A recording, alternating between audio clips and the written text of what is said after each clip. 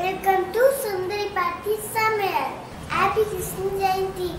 இன்னைக்கு நம்ம என்ன பார்க்க போறோம்? இன்னைக்கு நம்ம கிருஷ்ணருக்கு ரொம்ப பிடிச்ச இனிப்பு சீடை செய்ய போறோம். கிருஷ்ணருக்கு வேற எல்லாம் என்னெல்லாம் பிடிக்கும்? ரவா லட்டு வேணா பிடிக்கும். சரி, இன்னைக்கு இனிப்பு சீடை செய்வோம், நாளைக்கு ரவா லட்டு செய்வோம். சரியா? வாங்க வீடியோக்குள்ள போகலாம். இனிப்பு சீடை எப்படி செய்யறதுன்னு இப்போ பார்ப்போம். இன்னைக்கு 2 டம்ளரில் பச்சரிசி எடுத்திருக்கேன். இந்த டம்ளரில் 2 டம்ளர் பச்சரிசி எடுத்திருக்கேன். அதாவது 1 மணி நேரம் ஊற வச்சு மிக்ஸி கப்பில் போட்டு நல்லா நைஸாக இந்த நைஸ் கன் சல்லடையில் சலித்து மாவாக்கிக்கிட்டேன். மாவாக்கி வறுத்து திரும்பவும் சலித்து எடுத்து வச்சுருக்கேன். இப்போ இதில் 1 டீஸ்பூன் எள்ளு போட்டுக்கிடுவோம். தேங்காய் பூ ஒரு 2 டீஸ்பூன் போட்டுக்கிடலாம்.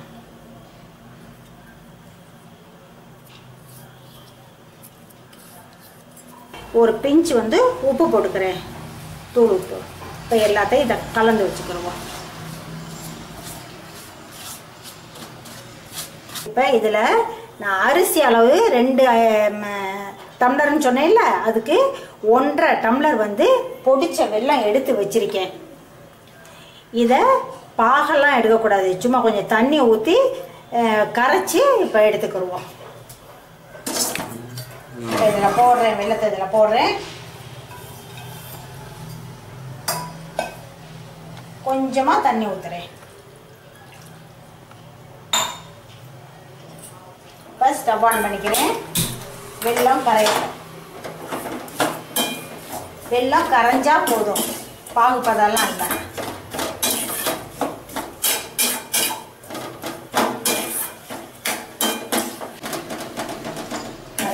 கொஞ்சம் கரையணும்.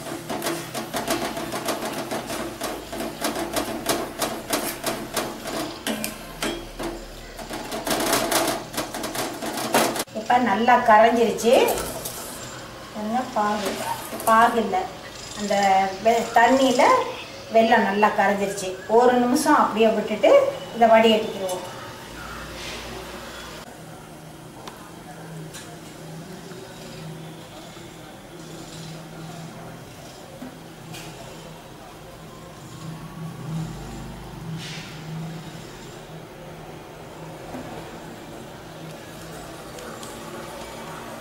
இப்போ இந்த வெள்ளை தண்ணியை இதில் ஊற்றி கலந்துக்கிறேன். ரொம்ப சூடாக இருக்கும், அதனால் ஏதோ ஒரு கரண்டியோ ஏதோ ஒன்று வச்சு கலந்து.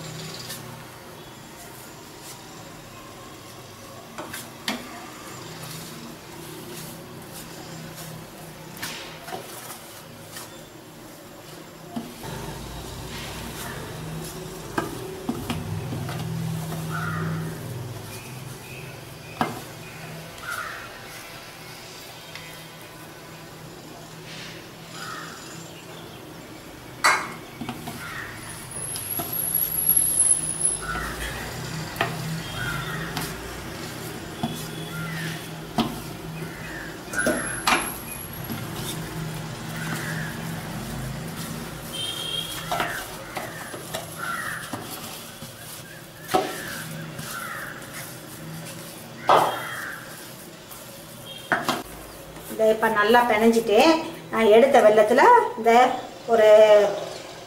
ஒரு டீஸ்பூன் 1.5 டீஸ்பூன் தான் இருக்கும் இந்த வெல்லம் வச்சுருக்கேன். சரியாக இருக்குது. இப்போ பிணைஞ்ச மாவு இந்த பக்குவத்தில் தான் பிணையணும். நீங்கள் அப்போ தான் நல்லா வரும். இப்போ நம்ம இந்த மாதிரி உருட்டினோம்னா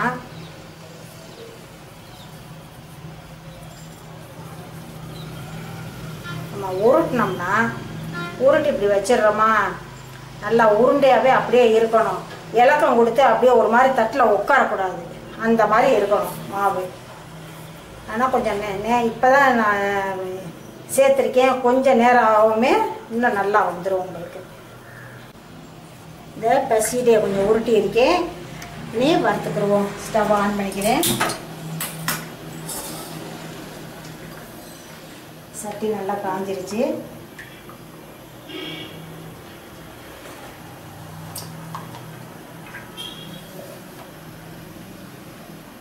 இது இனிப்பு கலந்த பலகாரங்கிறதுனால ரொம்ப புகை வரக்கூடாது, ரொம்ப காய்ச்ச லேசாக இருக்கக்கூடாது, மீடியமான சூடாக இருக்கணும்.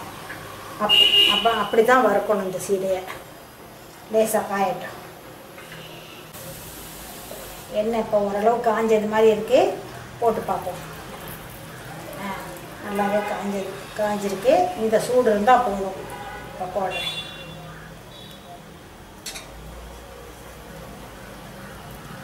இங்கே ஒரு வெள்ளை துணியில் இந்த மாதிரி உருட்டி வச்சுக்கோங்க. இப்போ நிறையா குவான்டிட்டி செய்கிறீங்களா, மொத்தமாக வெள்ளை துணியில் உருட்டி வச்சுக்கிட்டு நீங்கள் பொரிக்கணும்.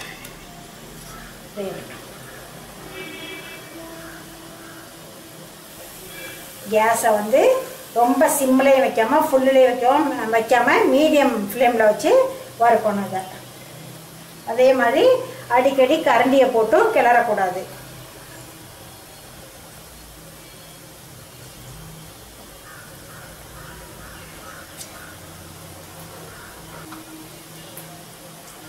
கரண்டியை வந்து இந்த மாதிரி கொடுத்தோம்னா தான், ஏன்னா இனிப்பு கலந்ததில் இந்த மாதிரி கொடுத்து ஊற்றி விடணும். அப்போ தான் எல்லா பக்கட்டும் ஒரே மாதிரி வேகும். இது மெதுவாக தான் வேகும், அப்போ தான் உள்ளே வர நல்லா வேகும்.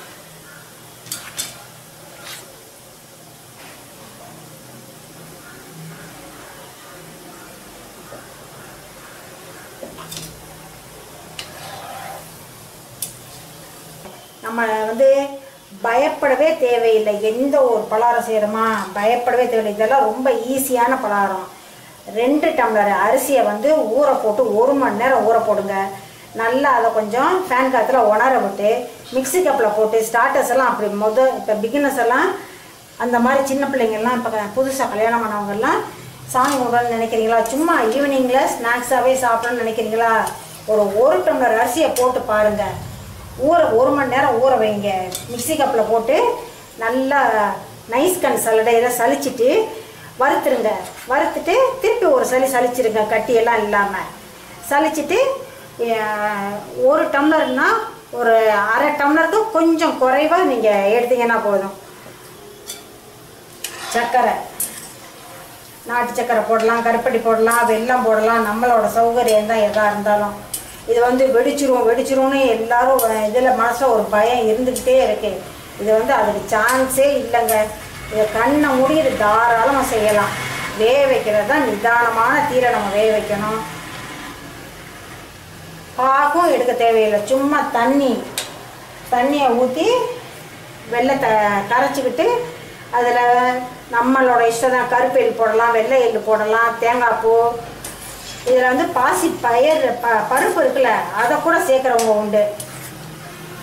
இந்த கலர் வந்துருச்சா, எடுத்துடலாம். நல்லா ஆறின பிறகு தான் இது அந்த முறுமுறுப்பு சவுண்டு கொடுக்கும். இப்போ வந்து முறுமுறுப்பு சவுண்டு கொடுக்காது உங்களுக்கு.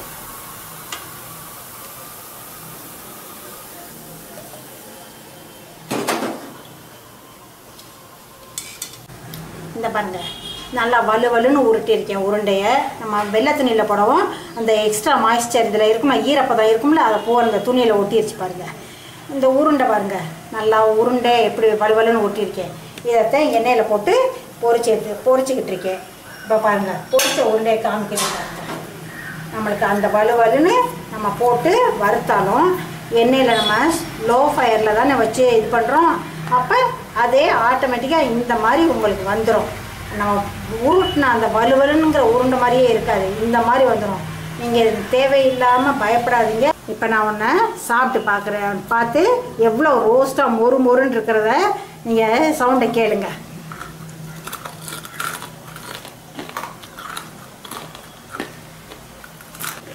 எவ்வளோ ரோஸ்ட்டாக இருக்குது பார்த்தீங்களா? இப்படி தாங்க இருக்கும். உள்ளேயும் நல்லா வெந்து உள்ளே வர வெந்திருக்கும். இந்த மாதிரி செஞ்சு இதை சாப்பிட்டு பாருங்கள். ரொம்ப ஈஸியான ஹெல்த்தியான ரெசிபி இது. எல்லாரும் இதை கிருஷ்ண ஜெயந்திக்கு கண்டிப்பாக செஞ்சு சுவாமிக்கு நைவேத்தியமாக வச்சு சந்தோஷமாக கொண்டாடுங்க. இப்போ உப்பு சீடை எப்படி செய்யணும்னு பார்த்துடலாம். வீட்டில் ஸ்டோர் பண்ண பச்சரிசி மாவு எடுத்திருக்கேன். இதில் 1 டம்ளர் எடுத்திருக்கேன். அதுக்கு இந்த மாதிரி 1 டேபிள் ஸ்பூன் பொட்டுக்கடலை மாவு எடுத்திருக்கேன். எள்ளு நம்ம இஷ்டம் தான், எவ்வளோ வேணாலும் போட்டுக்கறலாங்க, கூட குறைச்சி.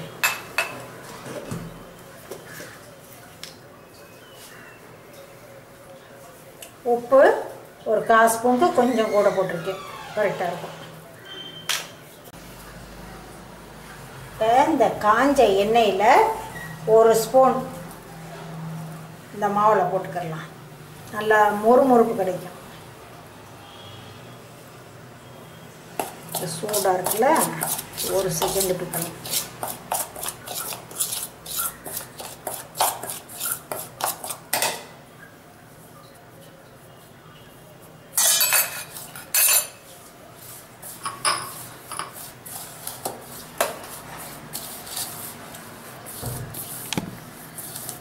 இதை இப்படியே எல்லாத்தையுமே நல்லா மிக்ஸ் பண்ணிக்கோங்க.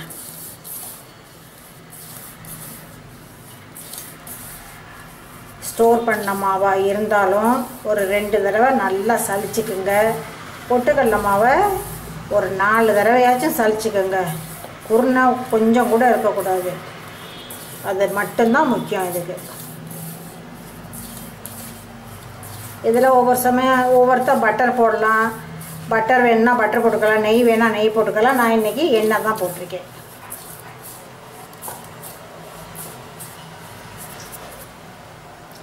தண்ணி சும்மா பச்சை தண்ணி, நார்மல் வாட்டர் தான் ஊற்றி சரி.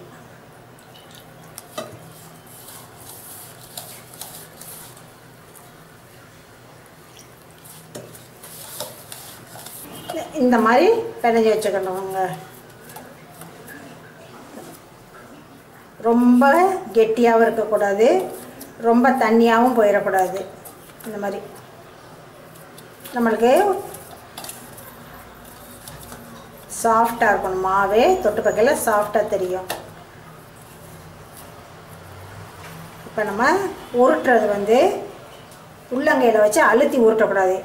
இந்த 4 விரல்லையே இந்த மாதிரி தான் உருட்டணும்.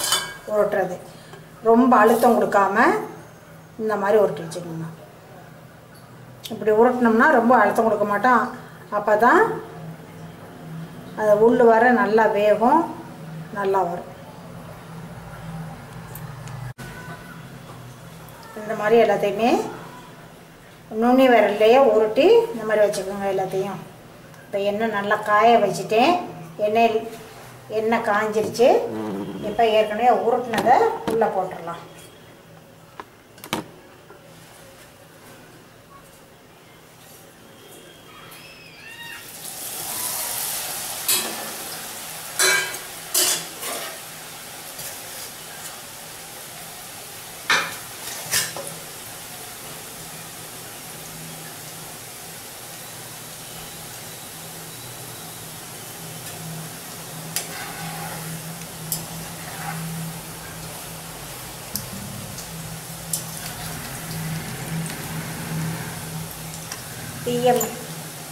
ஃப்ளேமை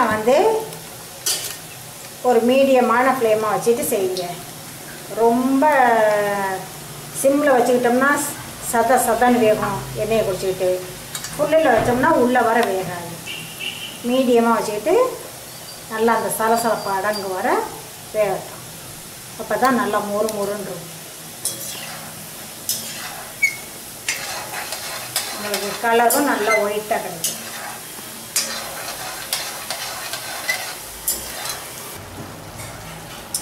இந்த மாதிரி ஓசை நல்லா அடங்கிடுச்சு பாருங்க.